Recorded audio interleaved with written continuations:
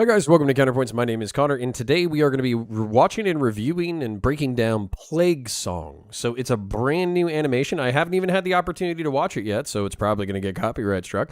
But that being said, we're going to take a look at it anyways and see if we can go ahead and bring some lore and some interest and some fun and some tactical and technical perspectives to it, as we always do on this channel. I'll probably shoot a redundant episode just in case, this one gets struck, and then we'll release it in a few weeks once we get it undone.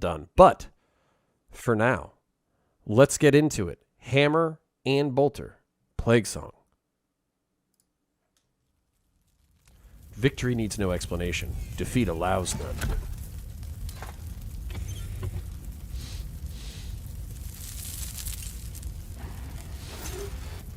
Do you not tire of failure, Morior? Know your place, Ephesus. Look at this. A day gone. This was a cradle of plague. A vibrant forest of decay. Spore towers reached to the choking clouds they themselves had birthed. Bubbling fauna wept into the diseased earth, and the sceptrous call of plague winds whispered across the mulch rock of ravines. It was perfect, Morior. And now fire steals all else from view. Another failure. Another great garden burned by the puppets of a false god. Centuries of our labor undone in a matter of hours. Even you could not have foreseen this, sorcerer. But no matter. Fires go out, and we will return blight-like to this world. Our legacy shall be eternal! No. You have sown your last ill-fated crop. Since we left the Eye, you have led us to nothing but ash. You would take my place? I have seen your end, and it is now.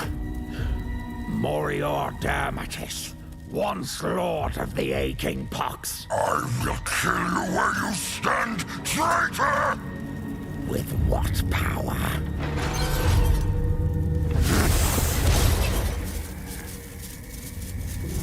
The grandfather is finished with you.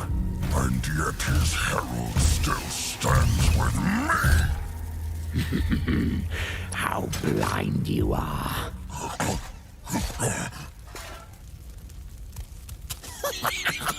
Next. No, this cannot be! I have served! All right, so I can let him talk and keep watching for another minute, but frankly, I want to break it down a little bit. Plague World, each chaos divinity. So for those of you who are just getting introduced to like the Pantheon, right? The Warhammer 40k universe. There are the loyalists who are loyal to the God Emperor of mankind, who is just like a super psychically powerful human being who is the culmination of multiple ritual psychers committing mass suicide and then culminating in a super being that then weaves the threads of human history into the modern era and then into the next era where Terminator nuclear war destroys the planet and ends interplanetary Milky Way galactic human colonization. So that's where the Emperor is. But then humanity ventures out in an atheistic, civilizational conquering crusade. And as a result of that crusade, they spread the imperial truth, which is that there are no gods and everything can be explained by science and rationality and this, that, the other. Well, what happens when the human conquering civilizations get out onto different planets is they realize that there are forces afoot that they can't totally explain.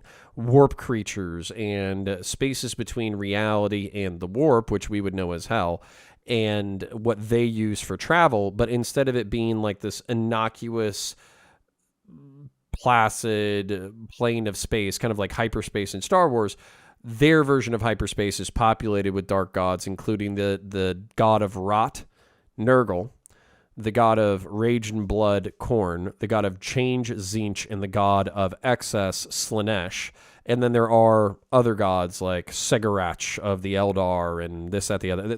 Basically, if a human being or a living creature senses an emotion or worships a concept, that can be represented in the warp by an actual embodied divinity, and then that divinity can grant sub-powers to its minions. So what we're really seeing here is the acolytes of the god of Rot within a chaos warband.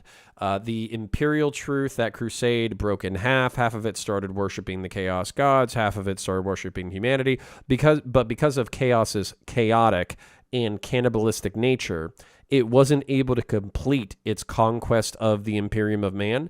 And as a result, they fractured and splintered into war bands that are hunted by the Imperials. But they are still the strongest force against the Imperium of Man.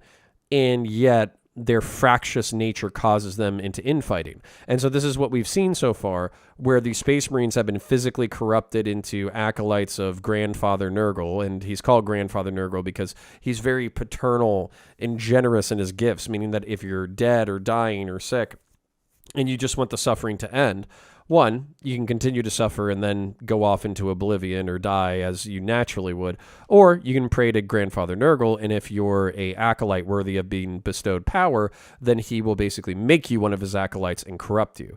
You become immortal, you cannot experience pain, but then what happens is your body becomes a ruined, reeking, stinking, falling apart, collapsed mass of gluttonous flesh. And so that's what we see here. So obviously what's happened so far is within this warband, there were two leaders, one a psyker, one not a psyker, and it looks like the psyker challenged the non-psyker for power. So if I was to break down what I understand from the piece so far, that's what I understand from it so far. So the herald stays with me. You can be granted gifts by your chaotic divinity, and the herald, being a Nurgling, I believe, is a minor demon of Nurgle. They can be mischievous and fun and creepy, and he counted the Nurgling hanging out with him as a show of his grandfather's blessing. But now that the Nurgling has crept off and started laughing while being with the Psyker, it's a sign that they're going to come to battle. And the I have served, you're a traitor, all that kind of stuff, that doesn't mean much in the Chaos Space Marine forces. They're pretty much constantly betraying the fuck out of each other and killing each other. So let's see how that plays out. You have failed again, like a weakling spore unable to find purchase in even the dankest of climes. No! I am not done! I have work yet to do!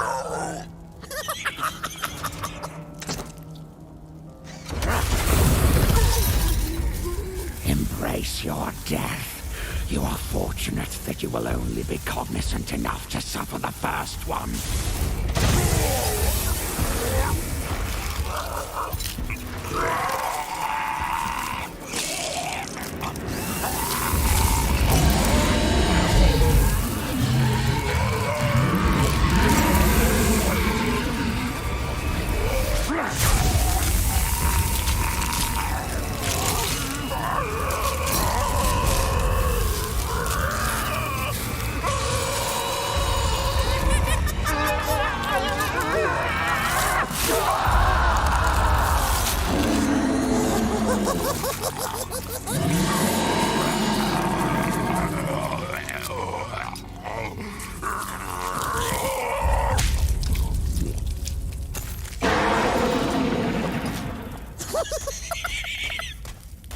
Indeed, Nex.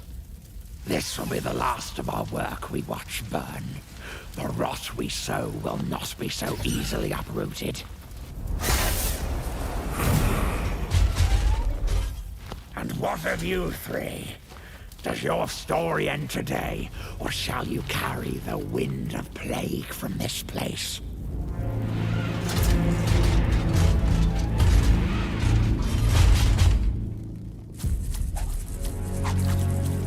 You will serve me as you served him? No, You misunderstand. This is not a question of choice. It is not a question at all.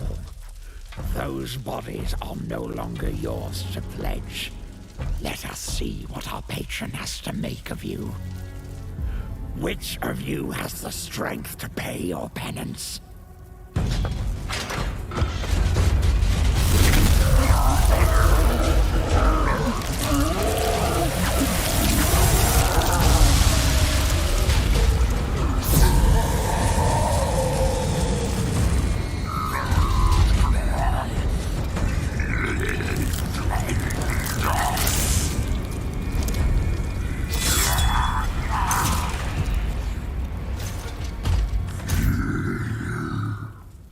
Very well, Cephtus.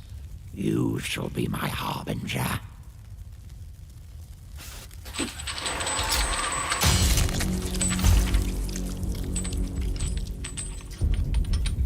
Signal the withdrawal. We have much to do.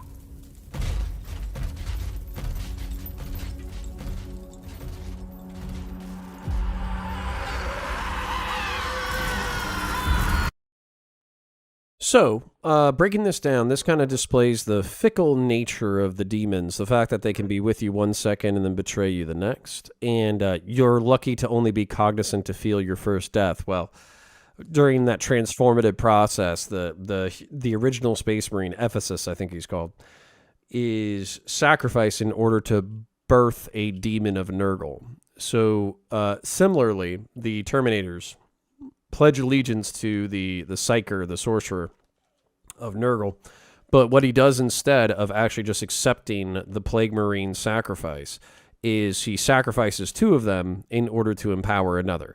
Now, I'm not saying that this is like exact science. I'm watching it the same way that y'all are, and I don't see like the plot, but it does make sense that within each one of these power structures, there's always involvement of sacrifice in order to gain higher power, whether that's of yourself or blood gifts or plague gifts or, gifts of the excessive or the change. So there's always something that you have to give to the darker powers in order to ascend. And the goal of every Chaos Space Marine is, 1, immortality, survival, and to serve oneself rather than the Imperium of Man, but also eventually greater demonhood so they can serve their grandfather or father or patron in perpetuity. So the Harbinger, by accepting these gifts, the Sorcerer, by accepting these gifts, the Marines, when they were bargaining for their lives to survive, they are all trying to survive long enough in order to become demons and greater demons of their patron so they can live and fight forever. So, that's fucked up, but cool, I guess. Let's keep it moving.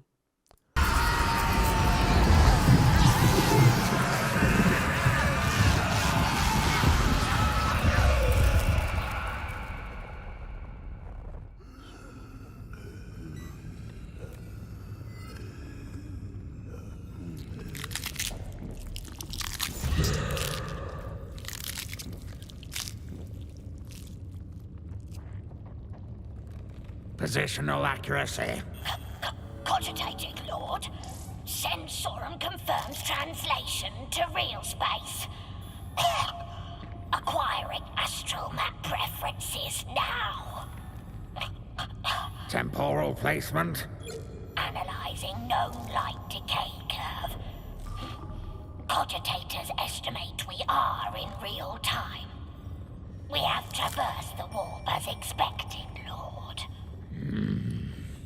Retract the shielding.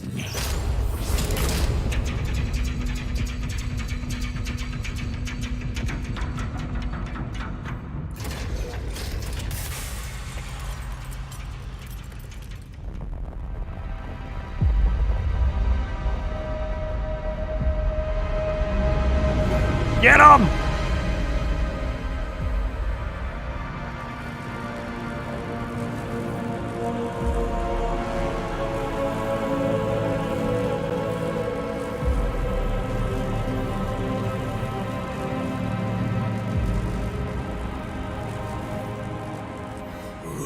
Reading Emperor Emperor and Retribution-class battleships, multiple lunar cruisers, and at least 4 squadrons of escorts and support.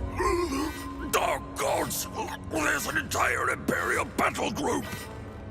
Yes, and the facility itself is not without armament. How do you know? I have been inside. When? Soon. 1 minute to weapons range! Hold course. Close to boarding range of the facility. Lord, we do not have the armament to. Our shields will fail. We cannot possibly.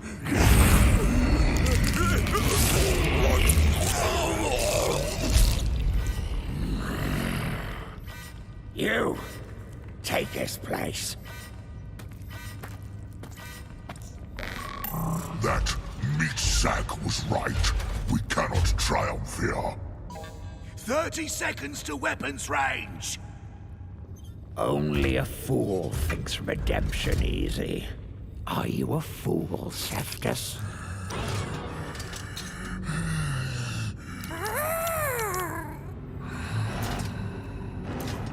What is the plan? A plan precedes action. Our work is already done. You are as blunt to the grandfather's teaching as Moriel was. In the right storm, the seeds of the future can be blown to take root in the past. We are intercepting increased chatter amongst the Imperials, my lord. Multiple energy surges and targeting idents. They are prepared to fire! Do you feel it yet, Seftus? The ill seeds of tomorrow swollen ripe. Weapons range achieved! Hold course.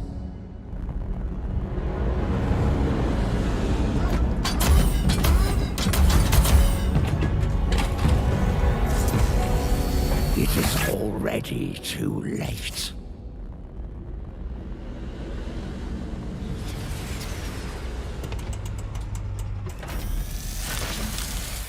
Listen.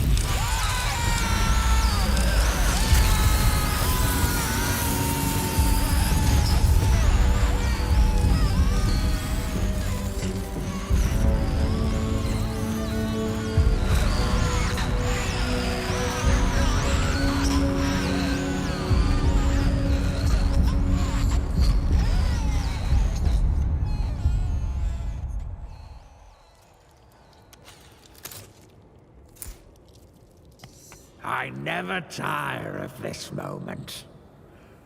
Life birthed in entropy.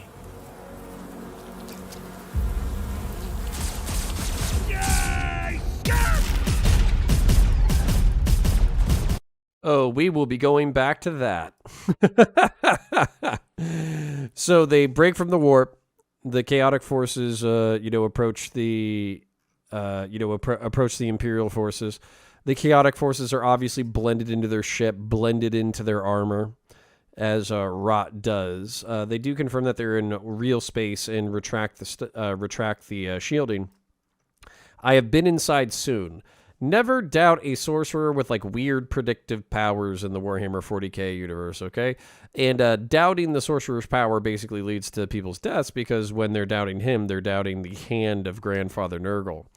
Septus considers betraying the sorcerer, but then ultimately concedes and then just asks what the plan is. And the real quote from this entire interaction is, in the right storms, the spores of rot can be planted and, in the from the past and into the future.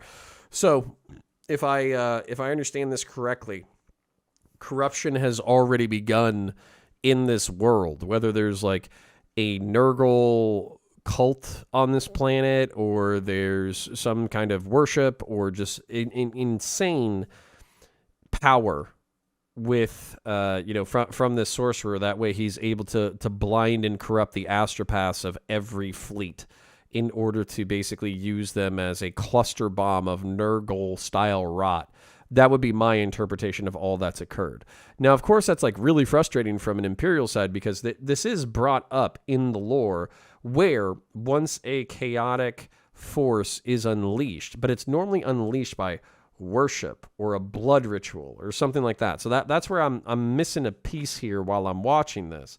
So, assuming that Nurgle planted the seeds of rot in the past, assuming that the sorcerer is granted incredible power, assuming that there were some Nurgle worshippers on this planet already or on the ships, the Imperial fleet that was already here, and then assuming that between these variables, this masterful sorcerer was able to basically use those powers in order to rot these things instantaneously with his psychic gifts through Nurgle as a channel. That's how we get to this part where in the lore, it is common once a chaotic force breaks into reality that 90% of the people will just absolutely lose their mind. Their faith isn't strong enough. They don't have enough of a connection to the Emperor. They don't have enough of a connection to the Imperium of Man. So as a result, they fall to the rot and the taint, and they either die instantaneously or they're consumed by the chaotic blight, by the forces of chaos, whether they're, blood for the blood god through Khorne or change from Tzeentch. They'll either become minor demons or fodder for minor demons within that moment. So we already see this with the planet being rotting and decayed. We already see this with a majority of the planet being on fire. We already see this with the Imperial fleet being there 1 second and being rotted the next. And so the real question is, are we going to see any Imperial forces that are able to give the Nurgle forces a run for their money, or is this just a foregone conclusion? Are there enough loyalists who have faith in the Emperor and who can resist the taint of Nurgle that they can have any impact on, any impact on the situation whatsoever? And even if they can, is it just done already? So all they're doing is resisting the inevitable, and is this sorcerer now capable of creating a new plague world? I'm not going to lie, one of my frustrations with this plot point so far is just that this infection should take longer. What I was thinking about from a plot point was they would intentionally allow their ship to be blasted apart, and then certain parts would fall onto the land and then start infecting the land and all that kind of stuff, because rot is slow. Entropy is slow. But rather than being a stingy bastard, I'm just going to try to enjoy the piece for what it is and watch some Tempestus Scions, hopefully kill some Nurgle Space Marines, and probably watch some Tempestus Scions get their asses kicked. So, let's keep that moving.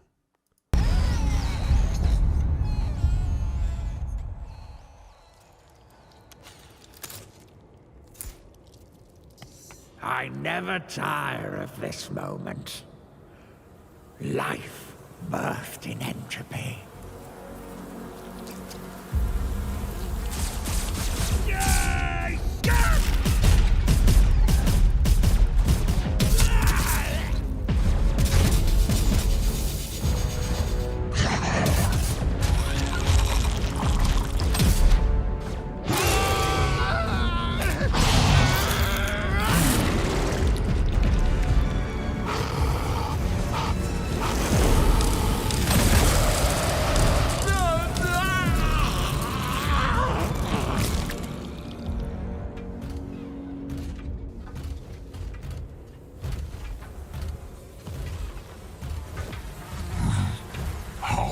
Is this possible?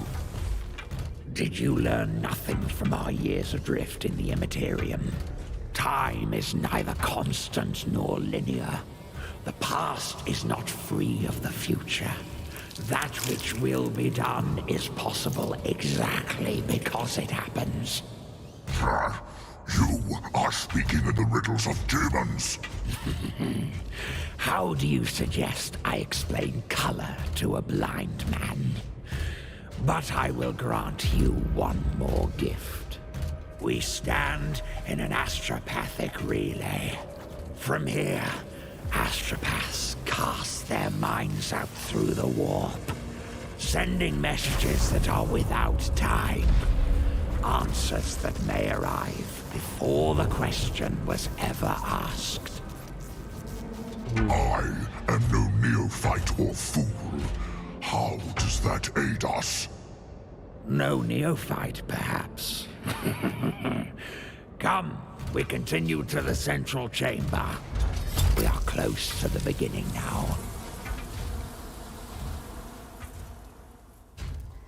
Okay. Fair.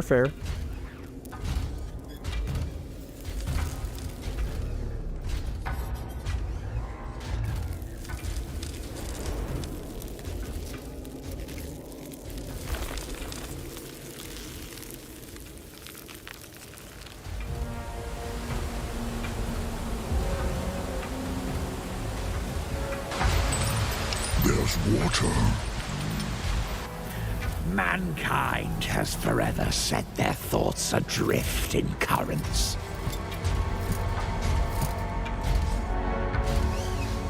Here, Melted charges. the volcano cannon of a titan couldn't breach this. No. Any blast that could breach this door would vaporize everything in the chamber. Our enemy know the prize is too great to be compromised. Then what are we doing here? The flaw in their defense is that they built a door at all. Everything that opens can be opened. Not right now. I watch a movie. Hi. Currently breaking something down. See y'all in a second. I love it.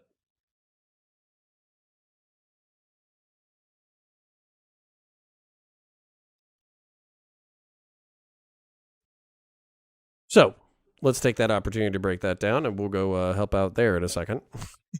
So, never tire of this moment. Life birthed in entropy. The true, and this is where I was going to say, these are the true worshipers, or they view themselves as the true worshipers of life, meaning that the struggle from humanity to persevere and maintain order and do what they're doing and be organized and regimentation and all that kind of stuff. This is all illusion to worshippers of Nurgle, where entropy itself is the power. It is the ultimate law of whatever exists will decay, and that's why they choose it as their eternal patron. So, I never bore of this moment because they view themselves as the creator of new life through the death of the old, and themselves as the harbingers of decay, which is the eternal rule. So we see scions, which Tempestus scions. Scions meaning sons, Tempestus meaning storm. So these are sons of the storm, the strongest trained Imperial guardsmen in the entire Imperium, and they fall like flies. So they're blown apart by bolter shells, they're destroyed by plague spewers, and even the mere presence of a plague marine within a certain amount of distance can corrupt them and kill them. So, if you don't get corrupted and killed, if you aren't blasted apart by bolter fire, then, you might get chewed on by a demon, a minor demon of Nurgle, or they have zombies, they have poxwalkers, and once you're infected by a minor demon, you yourself can be risen up as a new minor demon known as a poxwalker. So, you talk in the riddles of demons, and he basically says that's an astropathic relay. I'm not quite sure if I did mention that, but I think I was kind of poking at it with saying like, oh, there could be like corruption already on the planet. There could be astropaths or psychic warriors who just through the might of this sorcerer were able to be corrupted. I think that's kind of what I was scratching at, and I'm happy that I asked the question and then it's kind of being answered, but I wish that you would set it up and then I could understand what was going on as it was happening, but, who cares? Whatever. It's still fun to watch things occur in this universe with units and lore and creatures that I care about. So still having a pretty good time so far, and their mistake was that they created a door at all. Well, melta charges and titans can't break through this door, so what are we even doing here? This harbinger needs to just shut up, stop asking questions, and basically let it go, or else he's going to become the sacrifice that that kicks off this whole event. So harbinger meaning messenger, but normally a messenger of doom. So let's see where our great sorcerer and harbinger take us.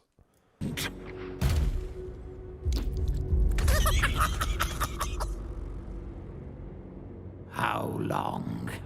7 hours for 7 signs chosen. 7 afflictions actions must the harbinger bear.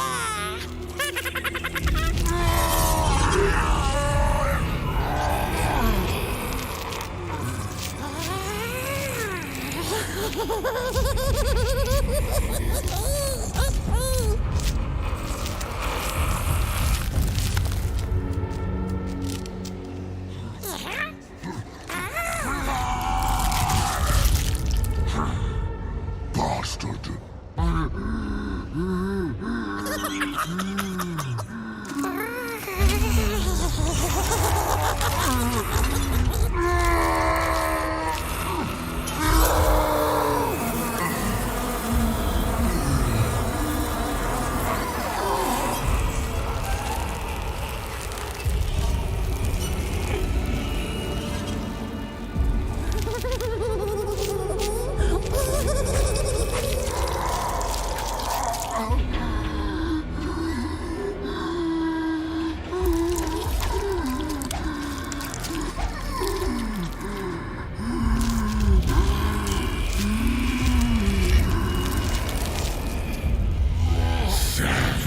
Boxes birthed in death.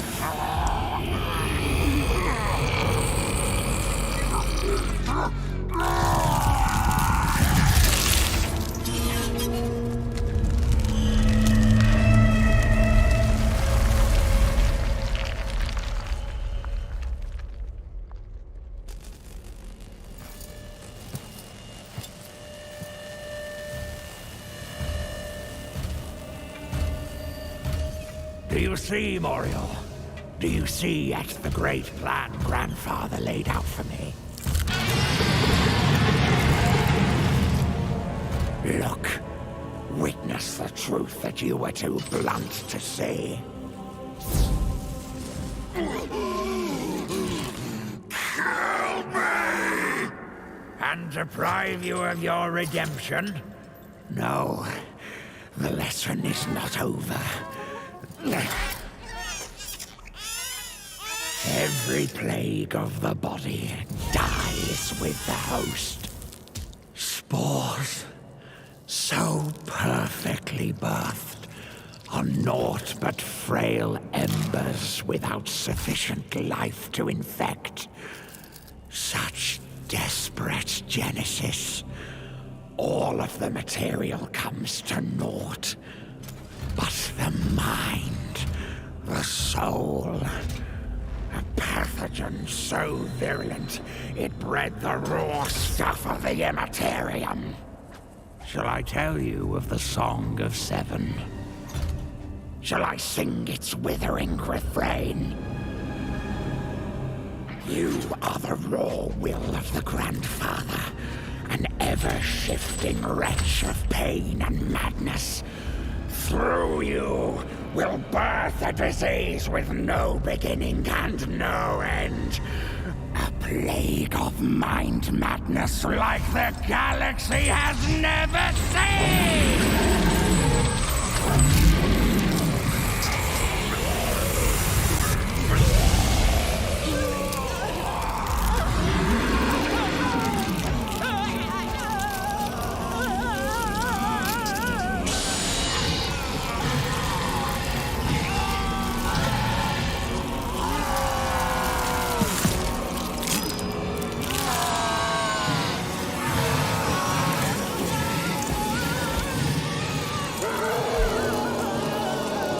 Sing now. Let the void hear your lament.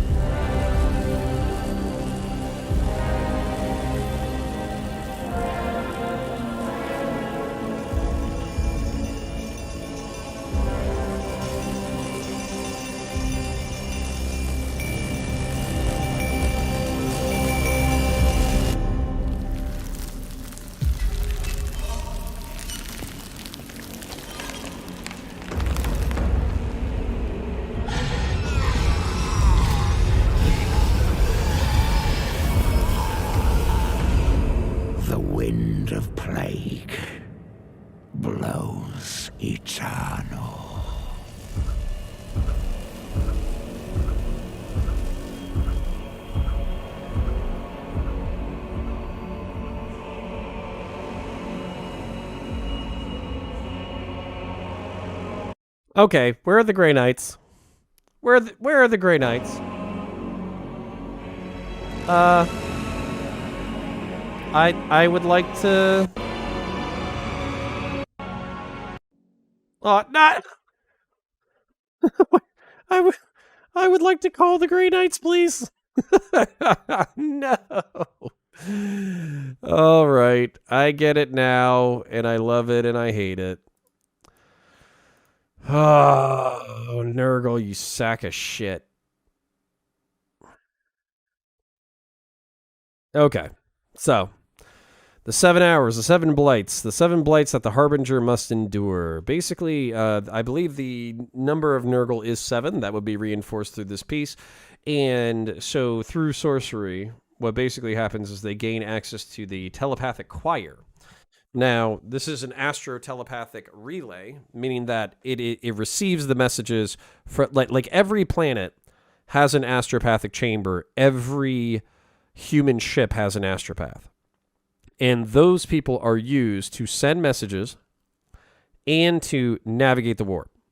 But as our sorcerer said, time in this universe is not straightforward. You can, and the past is stuck alongside the present and the future. So if you want to, especially if you're endowed with the powers of change and disease and rot and entropy, and also if you're endowed with the powers of change, like Tzeentch, then you can play with these rules as you see fit as you gain power from the demons.